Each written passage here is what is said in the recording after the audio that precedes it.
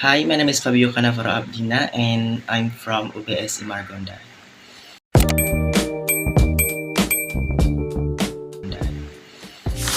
Here, I want to share my opinion about smoking in the campus environment. So, ladies and gentlemen, distinguished faculty members and fellow students, today I stand before you to address an issue that many of us see every single day, yet often choose to ignore smoking in the campus environment. This is not just a matter of personal choice, it is a matter that affects public health, campus culture, and the overall well-being of our academic community. We often hear the argument, it's my body, it's my choice.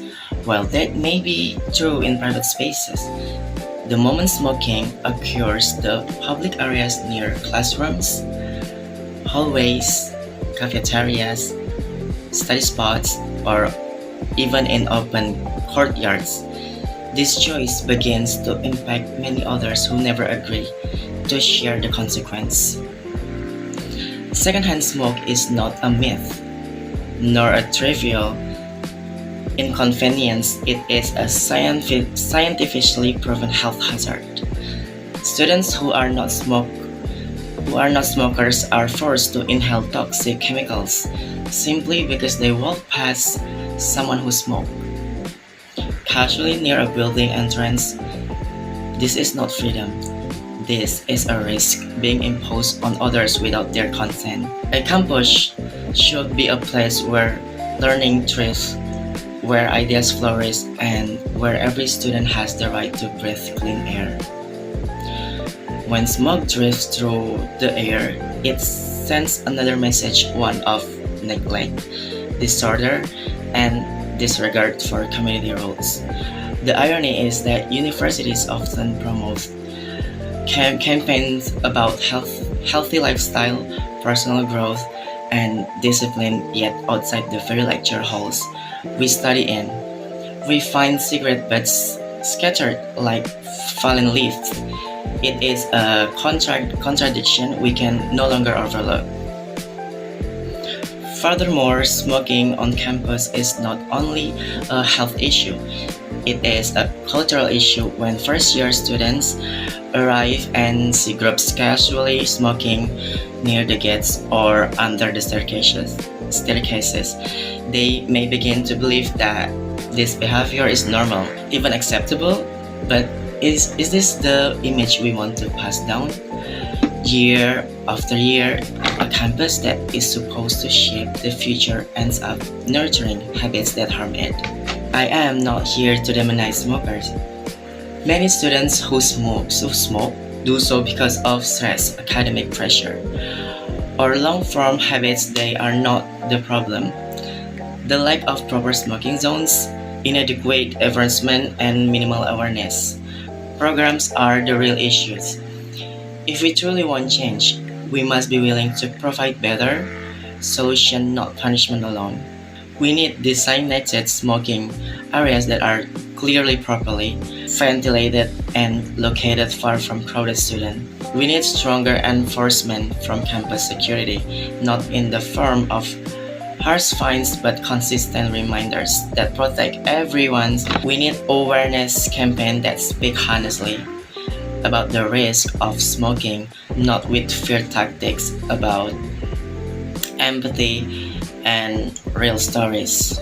Most importantly, we need a cultural shift, a collective understanding that the campus belongs to all of us, not just to those who smoke. Respecting shared space means respecting the people around us. It means recognizing that health is a community responsibility, not an individual one. In closing, let us remember that change does not start with loud protests or strict regulation. Change begins with simple decision, choosing not to smoke near others, choosing to speak up politely when someone breaks the rules, choosing to protect our environment, and choosing to care about the air we all breathe. If we want a cleaner, healthier, and more responsible campus, then the effort must come from within each of us.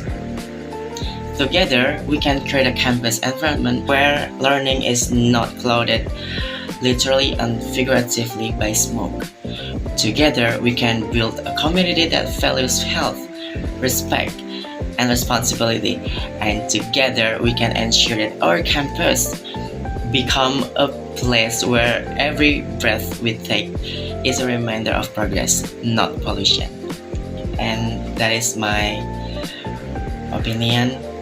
Thank you. Hey, I'm Fabio Cannavaro Abdina and I'm from UBSA Margonda. And here I will explain the material on simple present tense. Here we go. First, what is simple present tense? The simple present tense is used to express habits, general truths, or unchanging facts, as well as events that occur repeatedly.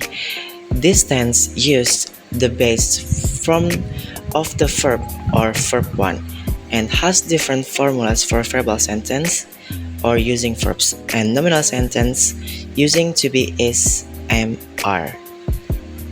Next slide. The simple present tense describes point 1 daily activities, and point 2 habits or routines, point 3 general truths, and point 4 permanent facts. And for the example, I go to school every day.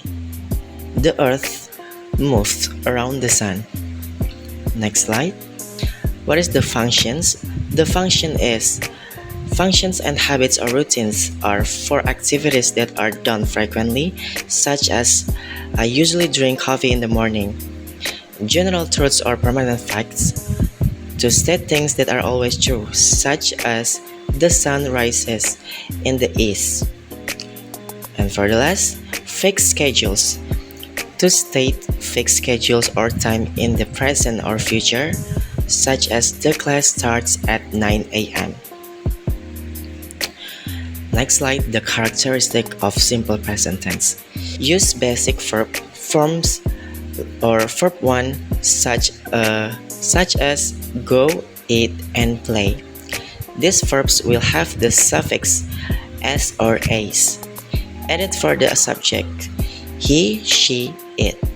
In the positive sentence, marked by adverbs of frequency such as always, usually, often, never, every day, and twice. When do we use it? The present tense is used when someone wants to express an event or general fact that is happening now.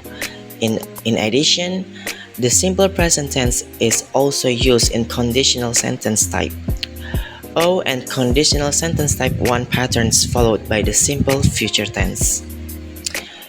And the next slide. Use simple present tense to talk about 1. Habits. I brush my teeth every morning. 2. Facts. Water boils at 100 degrees Celsius. And 3. Schedules. The train leaves at 7 a.m. And 4. Feelings. She loves music. And then next slide. Let's take a look at the formula. Nominal present tense is plus subject plus to be plus complement, and minus subject plus to be plus not and plus complement. To be plus subject plus complement.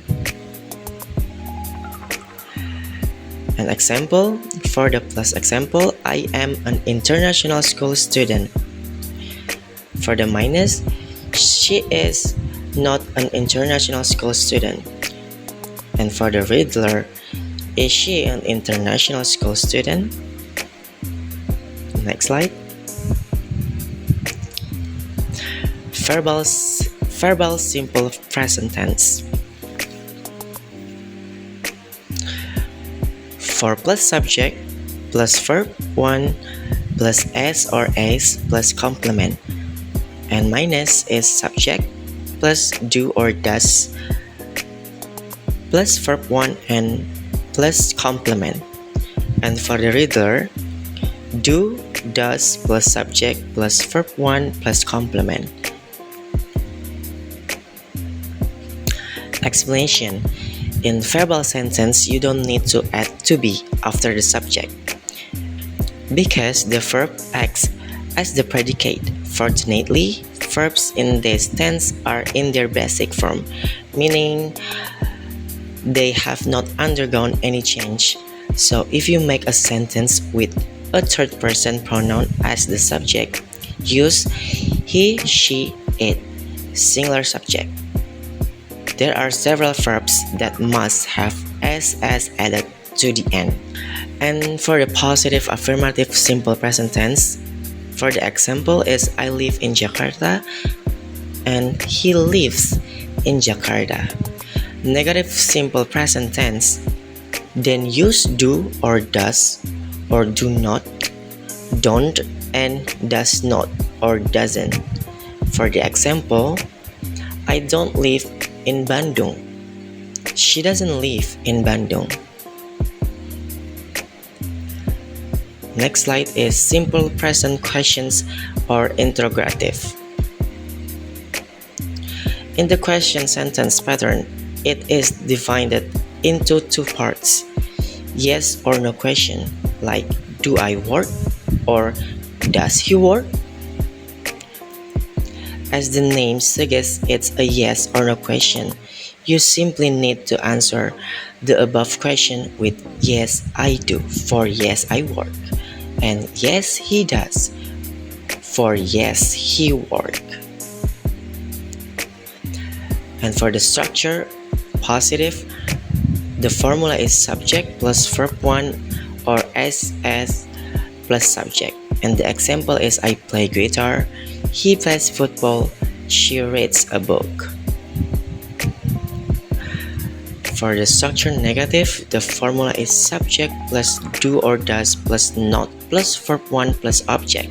For the example, I do not like coffee, he does not eat rice, they do not work on Sunday. Next slide for the structure interrogative. The formula is do or does plus subject plus verb 1 plus object plus the riddler. For the example, do you like pizza? Does she studies English? Using as or as, at as or as for he, she, it rules like play equal plays, go equal goes, and watch equal watches, and study equal studies. And for the example is he watched a TV or he watched TV, and she studies hard. Next, for the example conversation, like daily activities. A. Hi Sarah, do you go to school every day? And B. Answer, yes, I do. I go to school from Monday to Friday. And then A. What time do you usually arrive? And B. I usually arrive at 7 a.m. And then for the hobby question or hobby conversation is, what do you do in your free time? I play the guitar. Oh, nice. Do you practice every day? Yes, I practice in the afternoon. And for the next example is for the family conversation, like where does your brother work? He works at a cafe. Does he enjoy his job? Yes, he enjoys it a lot. And then for the facts and routines conversation, do you drink coffee in the morning? No, I don't. I drink tea. Really?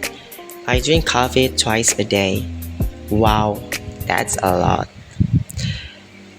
And thank you. That's my explanation for a material simple present tense. I hope you guys understand what I say, and yeah, thank you.